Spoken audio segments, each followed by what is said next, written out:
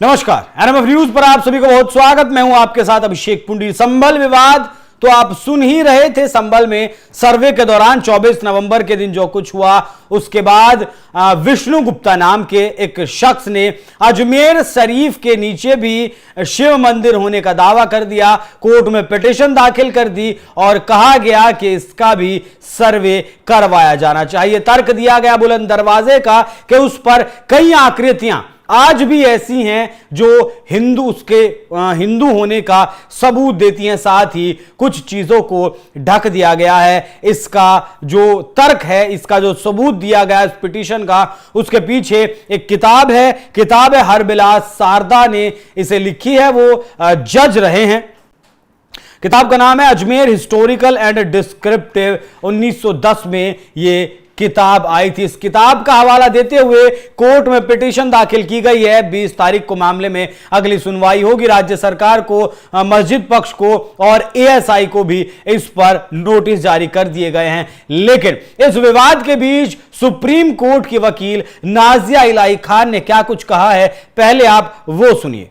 देखिए, अजमेर को तो ऐसे भी मैंने कहा कि अल कुरान की आयतों के हिसाब से मजार परस्ती जो है वो गुनाह है। और अबू मरतहत ने प्रॉफेट मोहम्मद सल्लल्लाहु अलैहि वसल्लम को कहा था कि जो कोई भी मजार परस्ती करेगा उसको जन्नत नहीं जाने दिया जाएगा। तो ऐसे भी हथौड़ा मार देना चाहिए था। जो पैगंबर मोहम्मद के जो फॉलोअर है उनको तो खुद ही जाकर के हथौड़ा मार देना चाहिए था।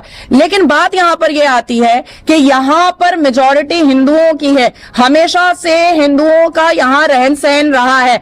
और जिस हिसाब से अजमेर 1992 किसी से नहीं छुपा हुआ है और जिस हिसाब से अभी एक पिटीशन दायर हुआ है और पिटीशन को एक्सेप्ट किया गया है, उस पिटीशन में आगे देखते हैं क्या होगा। मंदिर होगी तो मंदिर वाले को मिलेगा और मजार तो ऐसे भी नहीं है भाई अल कुरान के हिसाब से। तो मुझे ऐसा लगता है कि एएसआई का डर उसको होता है जिस चोर की दाढ़ी में तिनका होता है। अगर चोर की दाढ़ी में तिनका नहीं है तो भाई आर्कियोलॉजिकल सर्वे रिपोर्ट से डरते काहे हो? आज मेरे घर पे कोई आएगा और कहेगा कि नाजिया ये मजार था, मैं कहूंगी एएसआई को बुला लो। अगर मजार था तो ले लो और अगर नहीं है तो एएसआई साबित कर देगा। तो एएसआई से वही डर रहा है जो उटंगे पैजामे वाला है, जो लंबे कुर्ते वाला है, जो जालीदार टोपी।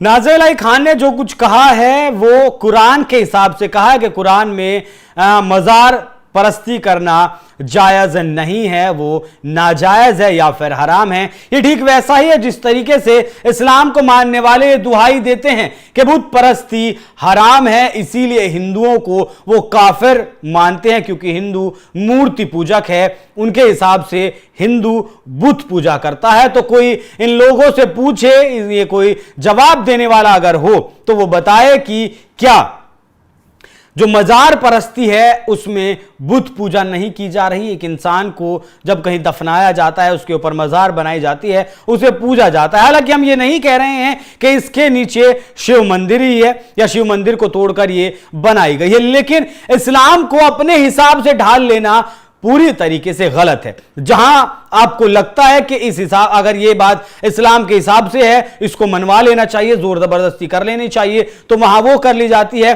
और जहां कहीं अपना वैसा फायदा दिखाई देता है तो उसमें फिर इस्लाम को साइड में रख दिया जाता है। और ये जिस तरीके से मजार परस्ती की जाती है, उत्तराखंड में, हिमाचल प्रदेश में किस तरीके से अवैध मजारों का एक धंधा चल रहा है, एक नेक्सस चल रहा है। जमीन हो किसी की भी, वो सरकार की हो या फिर खाली पड़ी हुई जमीन हो, उस पर मजार को गढ़ दिया जाता है। उत्तर प्रदेश के या फिर बिहार के तमाम सीमावर्ती जो इलाके हैं वहां भी इसी तरीके से पता नहीं कैसे तमाम मजारें और मस्जिदें उग आई हैं। तो अजमेर शरीफ में क्या कुछ होता है वो कोर्ट का विवाद है, कोर्ट में केस है, कोर्ट क्या कुछ फैसला देता है। लेकिन अजमेर शरीफ से 1 किलोमीटर दूर एक बुलंद दरवाजा है जिसके बारे में ऐसा कहा जाता है, सारदा हरबिलास की किताब में भी ये लिखा हुआ है कि वो एक जैन मंदिर को तोड़कर बनाया गया है। वो जो ढांचा बनाया गया है वो जैन मंदिर को तोड़कर बनाया गया है, क्योंकि आज भी वहां जो सतिये का निशान है वो मिलेगा आपको, कमल की आकृति मिलेंगी, बहुत सारे ऐसे चिन्ह मिलेंगे जिन चिन्हों का हिंदू धर्म में बहुत सारा महत्व है। बाकी नाजिया इलाही खान ने जो कुछ कहा उस पर क्या कुछ आपकी राय कमेंट कर हमें जरूर बताएं। धन्यवाद।